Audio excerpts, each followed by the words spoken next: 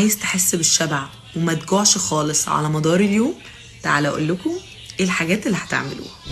اول حاجه لازم ابدا يومي بفطار زي البيض. البيض لو بدات يومي بيه هيحسسني جدا بالشبع.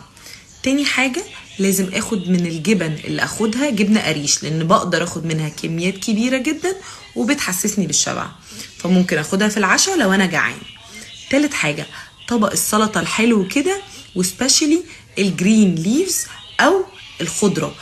رابع حاجه كل البروتين، الفراخ واللحمه فيهم بروتين كونتنت طبعا عالي، وفيهم الياف كتير وبياخدوا وقت كبير في الهضم فبيحسونا بالشبع. خامس حاجه البطاطا والبطاطس. البطاطا والبطاطس لو اخدتهم كنشويات ممكن يشبعوني اكتر بكتير من العيش. سادس حاجه البوب كورن او الفشار. الفشار بجد بيحسسنا جدا بالشبع، لو اخدت منه 3 مجات هيساوي ربع رغيف بلدي، فتخيلوا ان انا لو اخدت منه ال3 مجات دول هيشبعوني قد ايه. عرفتوا لما تبقوا جعانين هتاكلوا ايه؟